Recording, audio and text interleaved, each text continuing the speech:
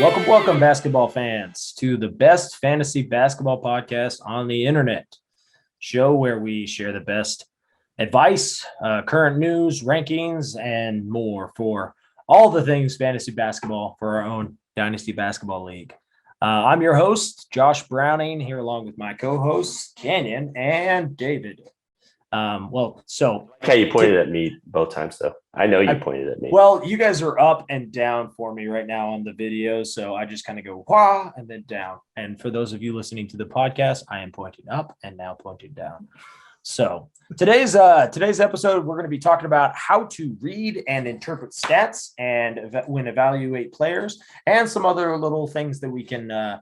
Some little tips and tricks that Canyon, David, and I do when picking up players or determining when to start or sit those players. So I'll start it off here a little bit. I don't know, what Canyon, tell us a little bit about what are some of the stats you care about. I know, other than obviously fantasy points per game, because we all kind of know that. No, I would actually say that I think it's a common mistake that people use fantasy points per game too much. It's not a very predictive stat. I will say that. What do you mean by predictive? I mean that to some degree, historical fantasy points per game is useful to tell you if the stats that a guy is getting are an outlier. But there's two problems with historical fantasy points per game. One, once you have enough data where you can actually establish some sort of real trend, a guy's probably already in his prime or past his prime. And at that point, it's headed downward, and it's very difficult to predict how quickly a player falls off, right? Are they going to be LeBron and stay elite till they're 37, or a Chris Paul, or are they going to drop off the map at 31, right? Which is this is if you're looking at points per game over seasons. Yeah, exactly. If you're looking I will say that I find it useful to look at fantasy points per game. Once you have maybe 3 or 4 seasons worth of data, I think seeing the rate at which that's increased over time correlated with other stats is helpful. But personally, the stats that I find most helpful are minutes per game. I'm just going to go out of my way and say that is the number one predictive stat. Just because, it makes sense if you think about it, right? It's the more minutes you're out on the floor, the more opportunity you have to shoot buckets, to get rebounds, to get steals, blocks, to get assists, right? You can't score fantasy points if you're not in the game. So if you, and in Canyon's defense, this isn't just a Canyon thought. This is something that I hear on every podcast I ever listen to, every article I read for years. But David, we will note this is the best fantasy basketball. That's why we're mentioning it first, Josh. Yes, first. You heard it here first, people. I think that one's the most obvious one, and I would say that's the one that I see people overlook the most on people that are casually fantasy basketball fans. So those of you in our league, I will say it's a little annoying in the fan tracks that you have to change the stat type to actually see minutes per game, but definitely. And how is that, Kenny? Just for people that don't know, basically, what do you have to do? When you're in the app, you have to basically hit, when you're on the player screen, you have to change the actual thing? Oh, the scoring category. Yeah, display type or the scoring category to standard from tracked. Honestly, I don't know why that is. I didn't make fan tracks. It's kind of stupid to me, given that it's fan tracks. Usability, fix your usability. This is why Josh and I are making a new fantasy basketball app. So because there is tune in soon. And also, if you want to help make our fantasy basketball app and fund it, MeUndies, give us more money. Feel free to contribute to our Patreon. Just had to get that plug there. So. I think another one that's really useful, and maybe I'll let David talk about this one a little bit. It's usage rate. So this is an advanced stat that you can find on basketballreference.com, or I think it's even available on NBA.com at this point. It's a pretty widely used advanced stat. I didn't know that. It's basically an amalgamation. I never go to NBA.com. What a garbage website. It is a garbage terrible. It's a garbage website. It's basically an amalgam of minutes per game and I think it's field goals attempted per game. And then also what percentage of time on the floor they have the ball in their hands.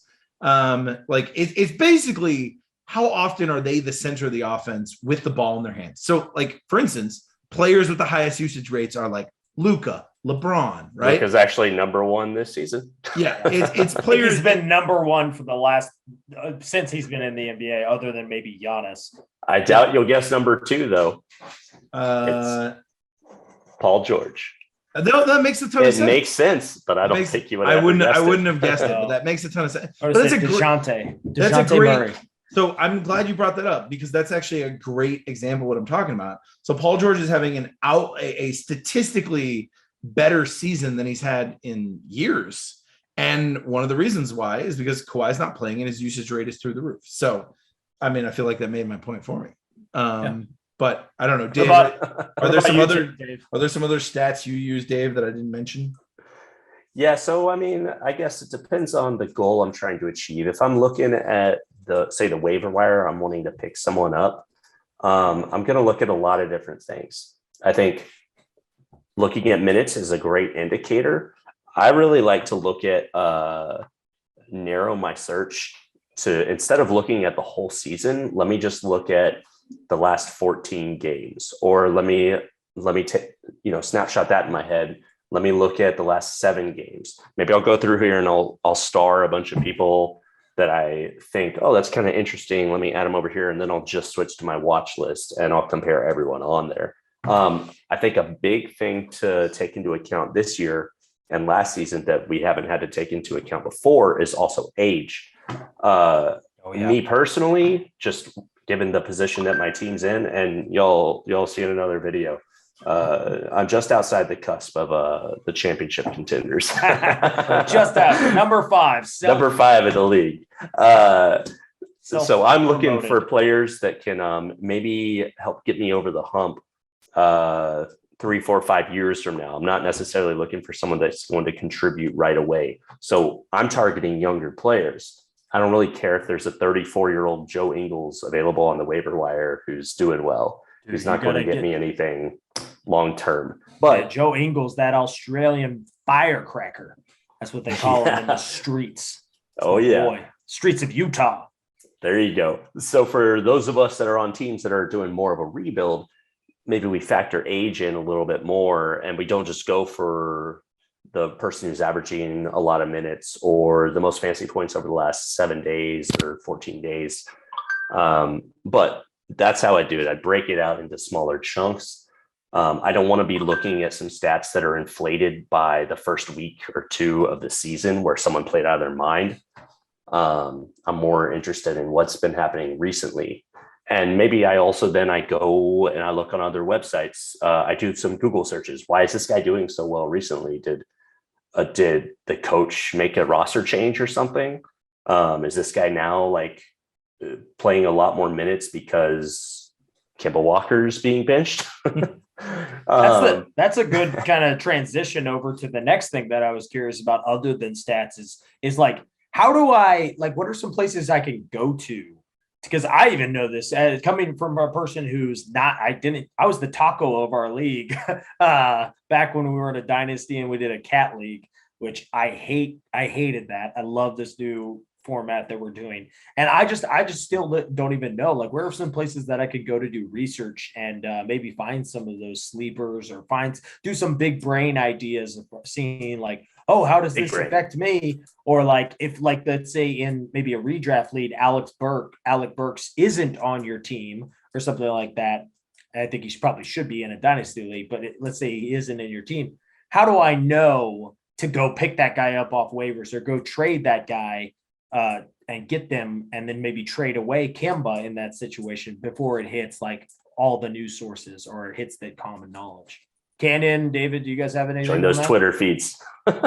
Without going to Twitter and I was going to say, frying my brain. Realistically, I'm super tapped into the basketball world, and even I don't follow the Twitter feeds. So honestly, David's joking, but that is the honest answer. Is there's 3 guys on Twitter that have, but honestly, there's a quick proxy you can use for Twitter. So there's a Reddit r/fantasy basketball where they aggregate. You lost half our audience. So if you like Reddit or you don't mind Reddit r/fantasy basketball is a great source for injury information, for even analysis of players. the opinions there. Everyone in that subreddit is basically like hardcore fantasy basketball players. So you get really good analysis. You can actually post questions on there if you are doing a trade and want people's opinions. #basketball.com is an awesome resource. It's one of the only analysis websites that I go to that has like good and meaningful dynasty rankings. I'm gonna be honest, I don't always agree with their dynasty rankings. I think they place too much emphasis on current performance and like current year performance. I don't think they weigh age in enough for my liking. But #basketball. Which one is this? #basketball. #basketball I like a lot. I like, again, it's kind of hard to find dynasty rankings, period. Yeah, they're all really like opinionated, and it's usually just like one guy throwing his thoughts up on a web page. There's a lot more consensus around every other format, so it is a little weird. What was the one that I used for the draft, Kenyon? I know that you use that. That's #basketball. Is that #basketball? I found that one to be super value, especially for the incoming rookies. So that's that's a new site. Honestly, that's only been created in probably the last 3 or 4 years. I'm sure it was created before that, but like it only got popular and like I only found out about 3 or 4 years ago. So I'm a big fan of their site. Honestly, YouTube is actually a really solid like place to get fantasy basketball information. Like find a few people to follow or just Google a player and watch some film of them. And then Dave, do you have any other sites you use that you like? Yeah, so not taking into account like figuring out new rookies or anything, but just I'd say what I'm going to be doing for the rest of the season is every day, every few days, whatever, I'll watch some highlights on YouTube. I'll probably watch a few nationally broadcasted games. Maybe I'll watch a Spurs game. If I don't have time to watch all these games, though, I of course I just watch more highlights on YouTube to get a feel for how these games are going, who's actually touching the ball and shooting. I also really like a few podcasts that go into the box scores for each game. So I'd say the most important thing is understanding who's doing what in each game. And a great way to look at that, to see that, is to look at the box scores. But maybe you don't want to just look at a lot of text. So you can find these people on YouTube that just open up box scores and talk through the box scores. And maybe they point out, maybe they're knowledgeable and they point out like, oh, this is kind of an aberration. Don't look too much into this. Or, hey, this guy's like, over the last few weeks, this guy's jumped into the starting position because of, X or Y, and this could continue. So there's a lot of great stuff out there on YouTube, especially. What's an example of one of these things so that we can have the YouTube algorithm like a spider crawl our video and then we can plug that. Yeah. Place. What's our channel's name again? That's definitely. Yeah. I mean, first best fantasy. The best basketball podcast on the internet. I mean, we laugh, but like legitimately, guys, like we're going to start trying to do this educational content. So like if you subscribe to us on YouTube, we're going to try to put like 4 or 5 minute videos out there. Oh yeah. That cover some of this. But I mean, there is Locked On Fantasy Basketball is one that I really like. Locked On is generally considered to be the best current fantasy basketball content that exists. No, it's not. No, is the name of it? The name of it is Locked On. Not. Let's go with second best. I'm sorry. Second best. A distant second best. Distant. Wow. They may have the views. They may have the listeners. They may have the better content, but they aren't the best. I don't remember the guy's name, but if he's interested, he could join our podcast. Join ours. Bring your sponsors. One thing I will also put out there: a benefit of us going to a points league is that. One other thing that's really nice is that in a points league, general basketball performance is more highly correlated with fantasy performance. So when we were in a categories league, sometimes like just being a good basketball player or being the best player on your team wasn't necessarily Johnson. Yeah, it didn't always mean you were the best fantasy player. Yeah. So like I really like The Ringer, like Bill Simmons podcast, and they have a YouTube channel. Kevin O'Connor hosts a show called The Mismatch, which is a podcast, and they put a lot of videos up on the Ringer YouTube channel, and they do really great like player analysis of what makes a player great, who's up and coming, where certain players have deficiencies. And because we're in a points league, like a lot of the stuff they talk about translates really directly to performance in a fantasy league. Like they just put up a video on there about the weirdos of OKC, which is about Josh Giddey and Shea Gilgeous. It's a good video. There's a lot of like clips of them playing that kind of shows like why those players are good and where you can expect them to contribute on the floor. And you can just abstract from that, like what stats you expect to get, right? Like Josh Giddey isn't a shooter and a scorer, right? He's primarily a distributor and a lanky defender, right? And so like you can translate for yourself, like everybody in our league knows basketball. And so you can just translate that to like, okay, what stats should I expect out of him? So I think that's a really good resource.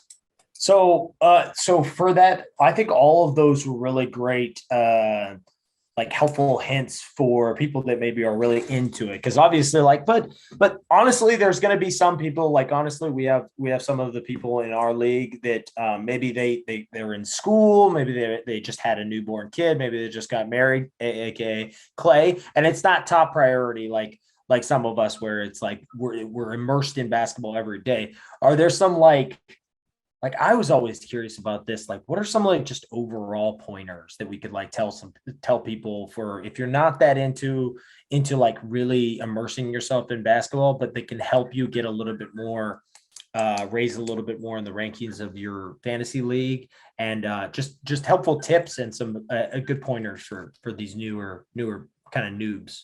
So I know I just answered your question. I'll jump in and give a quick answer, and then I'll shut up and let David answer. No, you're good. A great simple trick you can use if you're looking at picking up a player, go on YouTube, search NBA highlights, find a full game highlight of the player, of the team that player plays on, and watch those highlights and see how much that player shows up in those highlights. I know that sounds really silly, but like nothing beats the eye test. We're talking like a 10-minute clip. Yeah, it's like maybe a little less. They're like 9 to 10 minute clips. You can watch basically all the meaningful plays of a game, and you get to skip all the turnovers and all the silly stuff that didn't matter. And you can see how that player is fitting into the lineup, and you can even kind of get a good sense of like how much they were on the floor. Were they on the floor at minutes that mattered? Like, did they play the last 10 minutes of the game after it was a blowout? And is that why they suddenly played 30 minutes out of nowhere in the last 3 games? Or like, oh, are they suddenly playing with 6 minutes left in the second and 6 minutes left in the third and 6 minutes left in the fourth? And like, are they scoring meaningful baskets? Like, that is a super useful tool to tell the story of like, are the stats that I see on this page, like everybody can see stats and try to find little edges, right? But like a lot of what you're trying to figure out is like, are those edges real and likely to continue? And just watching a quick like full game highlights of the game where the stats were interesting to you and seeing how that translates to the eye test. Honestly, that is like probably the number one tool I use to evaluate players. Honestly, and two, kind of towards that, but mine's a little bit more of a cheater / I say copy. Like, it's the same thing that I do in my job as far as like when you're first learning something. You plagiarize? Just copy. I'm not a writer. I don't plagiarize. I don't do it anymore. But when you're first learning something, my goal is don't try and understand it at the high level. Just copy what the high level people already do. And so if you're using an app like don't reinvent the wheel. Yeah, this is what I do all the time, honestly. I go to the waiver wires. You can go on Fantrax and you can look at pending transactions. Now, in every app, you might not be able to do this, but I just go and see who somebody's picking up. And like, well, there's like two. I removed that from you can no longer see pending bids. Oh, done. No more cheating, Josh. My big brain move for the young. To be fair, I included that for that reason, so that people could get a little bit of insight. Yeah, I didn't like it at first because I was like, man, somebody's getting my trades and stuff, like they're getting my waiver pickups and they can just go and like. But I did it to Tony the other day, and I was like, this is awesome. In the vein of that, that same advice can be translated to #basketball and ESPN almost every week. Put out like a waiver wire pickups article every single week. Go read the article and just look for any guy that is not on a current like roster in our league. Now, granted, those articles are usually written for 12-team redraft leagues, so you're only going to usually find like one. And they're usually category leagues. Yeah, but so you might only find one or two guys, and you may find none. But that's a good shorthand version of what you just said, which is just trust the experts to some degree. What about you, David? Yeah, what I do, I like what Kenny said, especially the part where he said, "I'm going to say my part real quick, and then I'll shut up for David to talk."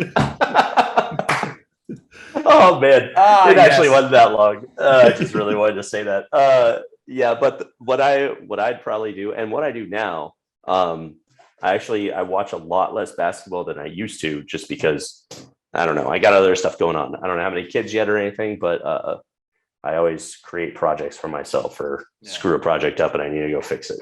What I do is what I already mentioned briefly. I just find one of these podcasts that I'm interested in. Obviously ours, but I really like this Locked On Fantasy Basketball podcast. They have 30-minute, 25-minute videos, and they just go through the previous day, every game, and the guy talks about the box scores and who's performing well, what the trends are. It basically gives you a full recap of what happened yesterday and everything that's important to know. If you want to do that once a week, I mean, he talks about trends that happen over a whole week, as well as just the games that happened last night. That's if you have about 30 minutes of free time a day. So what you're saying, and what I'm hearing from you, David, is that once a week, in between watching all of our episodes, you should maybe go check out this other Locked On, or what is it, Locked In? I don't know, whatever, this secondary podcast, just for some additional fantasy advice. But you're going to get most of that for some slightly less valuable content. Slightly less. Okay, good. Yeah. A lot more ads too. In all honesty, MeUndies. In all honesty, we don't do this for a living. Like, I mean, if somebody wants to pay us to do this for a living, like, I will quit my job tomorrow. Wait, what? But wait, you guys didn't quit your jobs? Oh no, I've made a huge mistake. I gotta go, guys.